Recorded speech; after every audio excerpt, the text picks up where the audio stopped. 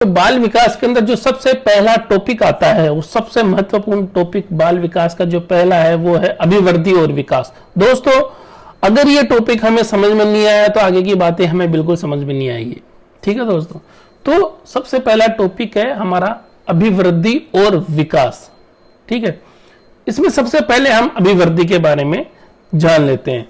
जो अभिवृद्धि है, अभिवृद्धि का अर्थ होता है वृद्धि या बढ़ना, वृद्धि या बढ़ना। और अभिवृद्धि किसको बोला जाता है? कोशिकाओं की वृद्धि में, कोशिकाओं में वृद्धि।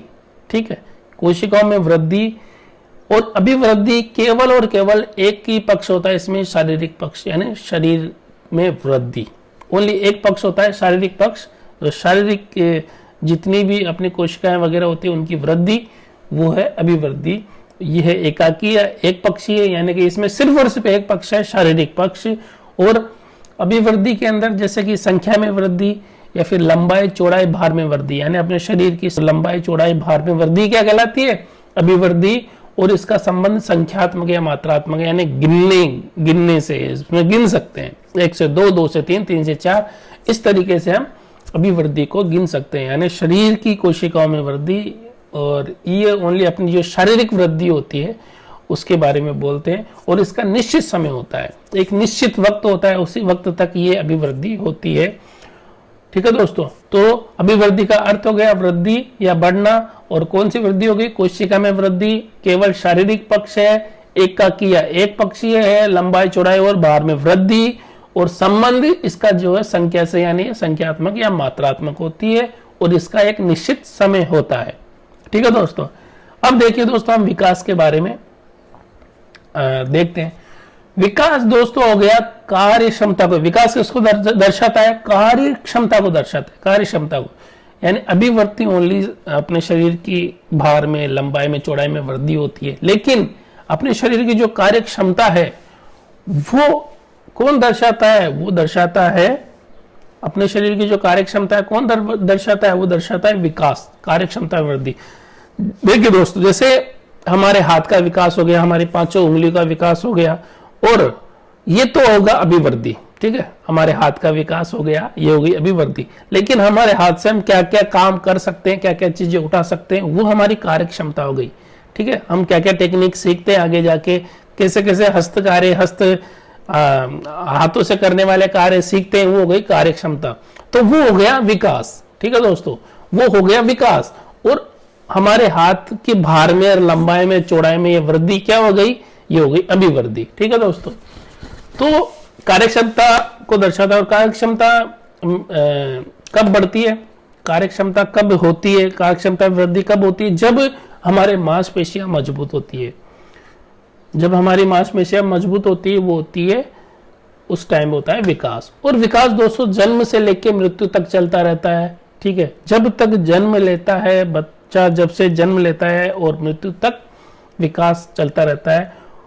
और इसका जो संबंध है वो सभी पक्षों से, यानी कि शारीरिक हो गया, मानसिक हो गया, संवेगात्मक हो गया, नैतिक हो गया, जितने भी पक्ष है अपने वो सारे पक्षों का के अंदर इसका विकास इससे संबंधित है, सारे पक्षों से संबंधित है। और मैंने बता दिया, इसमें क्षमता में या कार्य क्षमता में वृद्धि होती है। और हमने अभिवृद्धि में देखा केवल संख्यात्मक या मात्रात्मक वृद्धि होती है, लेकिन विकास में संख्या और गुणों दोनों में वृद्धि होती है, यानी कि संख्यात्मक वृद्धि और गुणात्मक वृद्धि दोनों होती है। ठीक है दोस्तों, तो ये था अपना अभिवृद्धि और विकास। तो आइए दोस्तों, हम अभिवृद्धि और विकास के अंदर अंतर जान लेते हैं थोड़ा बहुत। और तो सबसे पहले अर्थ के मामले को लेके हम इन दोनों में अंतर करते हैं। इन दोनों का जो अर्थ है, अभिवृद्धि का जो अर्थ है वो बहुत ही संकीर्ण है, यानी कि एक पक्षीय है, यानी कि एक ही पक्ष के बारे में ये बताता है। और विकास का अर्थ बहुत व्यापक है, यानी अपने शरीर के सारे पक्षों, हमारे जितने पक्ष हैं हमारे, उन सब पक्षों के बारे में है ये। तो ये बहुत व्यापक है। ठीक है, अर्थ क्या हो गया? अभिवृद्धि का संकीर्ण हो गया और विकास का बहुत व्यापक अर्थ है। देखो दोस्तों, परिणाम, अभिवृद्धि का जो परिणाम होता है वो संख्यात्मक होता है। ठीक है, अभिवृद्धि का जो परिणाम होता है वो संख्या में होता है, लेकिन विकास का जो परिणाम होता है वो गुणों में और संख्या में, दोनों में होता है। और समय की बात आ जाए दोस्तों, तो अभिवृद्धि का समय निश्चित होता है और विकास का जीवन पर्यंत विकास चलता रहता है। आगे दोस्तों, वृद्धि किसमें होती है? मैंने अभी बताया आपको, अभिवृद्धि में लंबाई चौड़ाई और भार में वृद्धि होती है और मात्रा या संख्या में वृद्धि होती है। लेकिन यहां पे कार्यक्षमता में वृद्धि होती है। विकास क्या हो गया? कार्यक्षमता। कार्यक्षमता में वृद्धि हुई, उसको बोलते हैं विकास।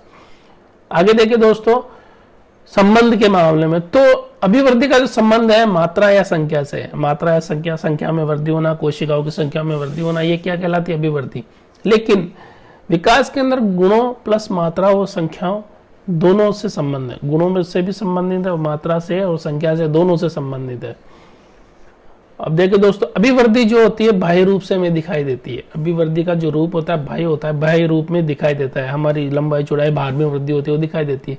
लेकिन जो विकास होता है उसमें दोनों रूप होते हैं, बाह्य स्वरूप यानी कि हमारी लंबाई चौड़ाई, भार में वृद्धि, और हमारे गुणों के अंदर वृद्धि जो हमें दिखाई नहीं देता है।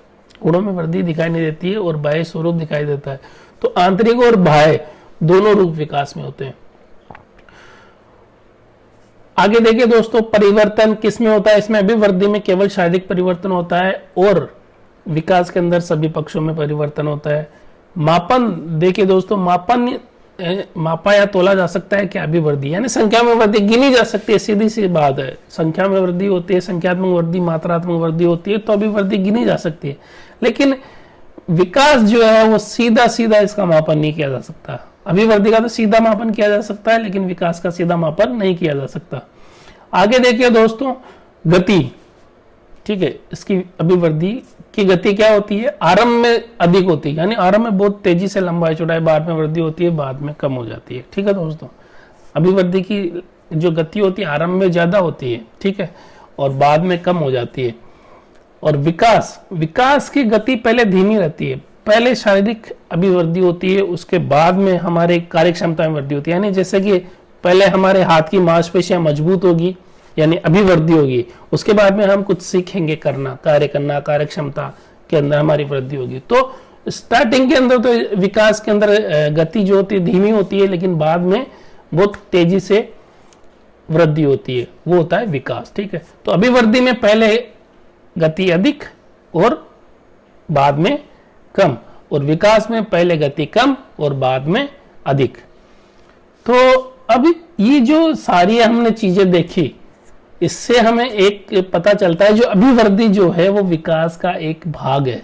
यानी विकास के अंदर अभिवृद्धि निहित है। ठीक है, अभिवृद्धि विकास के अंदर निहित है, यानी विकास में अभिवृद्धि भी है और दूसरी चीजें भी है। ठीक है, अभिवृद्धि के अलावा दूसरे पक्ष भी है। तो विकास के अंदर अभिवृद्धि पूरी की पूरी विकास के अंदर है। यानी अभिवृद्धि यानी संख्यात्मक मात्रात्मक जो वृद्धि होती है वो विकास का ही एक भाग है। अभिवृद्धि क्या है? विकास का एक भाग है। बट विकास के अंदर क्या है? सारे पक्ष आ जाते हैं, लेकिन अभिवृद्धि में केवल और केवल शारीरिक पक्ष आता है। ये हो गया। तो देखिए दोस्तों, यहां एक चीज ध्यान रखें, अगर अभिवृद्धि नहीं होगी तो क्या विकास होगा? नहीं होगा दोस्तों।